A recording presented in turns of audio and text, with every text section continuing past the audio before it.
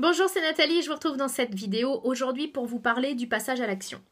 Parce que c'est très souvent là que le bas blesse, c'est là que les choses commencent à se compliquer un petit peu et puis je veux vous partager ce que je pense à ce sujet-là et puis vous amener à vous interroger un petit peu sur la manière dont vous procédez.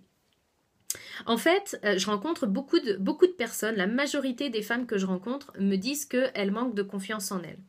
Et puis quand on chemine, quand effectivement on continue notre échange, je m'aperçois, et du coup je le mets en lumière chez elles, je m'aperçois qu'elles ont une vraie difficulté à passer à l'action, à poser des actes concrets. C'est-à-dire que tant qu'il s'agit de réfléchir, même de se former, d'apprendre des choses, tant qu'il s'agit finalement de rester à ce niveau-là dans leur vie, donc bien au niveau de la tête, finalement, c'est pas très confrontant ça. Donc, elles vont être capables, elles vont se sentir capables de poser l'action, de s'inscrire à une formation, sauf que elles s'inscrivent à plein de formations en même temps, donc elles font pas forcément les choses à fond.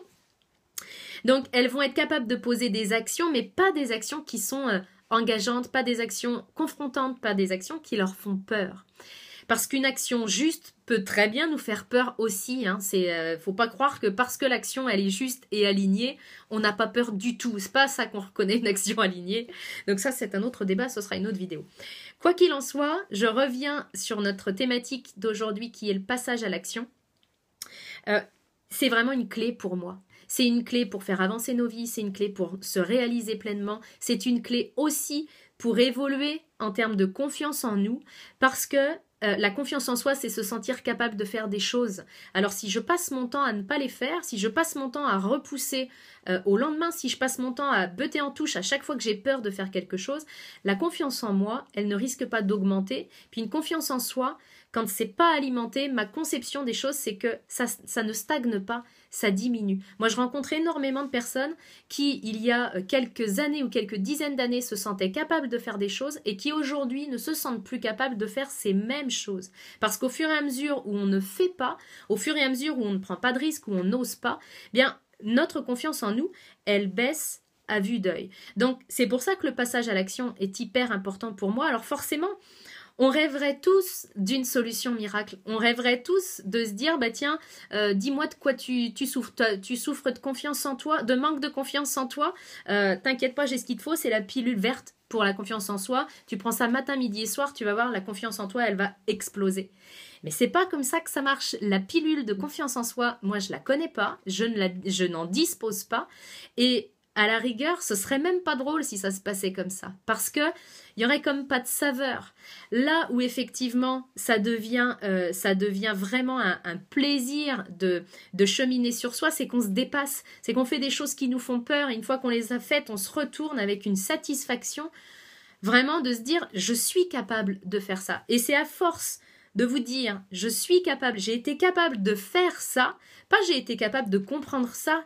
Il n'y a pas vraiment d'enjeu là-dessus. C'est bien, c'est chouette, on fait une célébration, mais le plus compliqué et les résistances les plus importantes, elles interviennent quand il va falloir que je passe à l'action. Donc, à force de le faire, et il y a des outils pour se favoriser le passage à l'action. Il y a des outils qui nous permettent de lever nos blocages, lever nos résistances, lever nos peurs. C'est d'ailleurs ces outils-là, un de ces outils-là que je veux vous transmettre dans l'atelier sur la confiance en soi. Je vais mettre le lien vers l'atelier de la confiance en soi justement parce que c'est beaucoup plus sympa de faire quelque chose qui nous fait peur si on arrive à lever le poids de la peur. Et en même temps, l'action reste à poser. Donc, les progressions concrètes, elles vont se faire dans le passage à l'action. Donc, c'est pour ça que je voulais vous partager cette vidéo et je voulais vous interroger là-dessus pour vous demander finalement quel est votre lien avec le passage à l'action. Parfois, on peut passer notre temps à faire des actions. C'est un peu ce que j'appelle la théorie du n'importe quoi pourvu que ça bouge. Ça veut dire que je passe mon temps à faire, je passe mon temps à brasser de l'air parce que je ne suis pas en train de mettre en place les bonnes actions.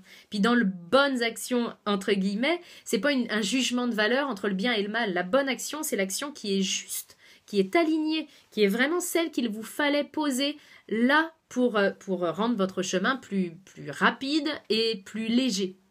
Donc c'est vraiment, est-ce que je suis dans le n'importe quoi pourvu que ça bouge, mais je suis pas en train de faire des actions justes, ou alors est-ce que je m'aperçois que c'est vrai que je fuis le passage à l'action. J'essaye toujours de me trouver une excuse, j'essaye toujours de trouver le moyen de contourner l'obstacle. Puis si vous êtes dans la deuxième catégorie, et même dans la première, parce que c'est quand même utile de réaligner nos actions, je vous invite vraiment à creuser ça, à vous faire la main, à vous faire du muscle sur le passage à l'action pour que ça devienne de plus en plus facile. Puis si vous sentez que vous manquez d'outils et que effectivement l'outil qui fait que j'avance et j'avance de manière beaucoup plus légère, ben vous ne l'avez pas encore, je vous invite à participer à l'atelier sur la confiance en soi parce qu'on va vraiment décortiquer ce qu'est la confiance en soi, partir sur du concret pour vous et puis découvrir des outils qui permettent de prendre des risques mais légèrement, donc de faire évoluer votre vie tout en douceur pour vous et ça c'est important aussi. C'est ce que je voulais vous partager dans cette vidéo. Alors si elle vous a aidé, n'hésitez pas à la partager, à la commenter. Et puis je vous retrouve très bientôt. Pourquoi pas sur l'atelier la confiance en soi. Et si ce n'était pas si compliqué que ça, parce que c'est pas si compliqué que ça. Ou alors dans une prochaine vidéo. D'ici là, prenez soin de vous.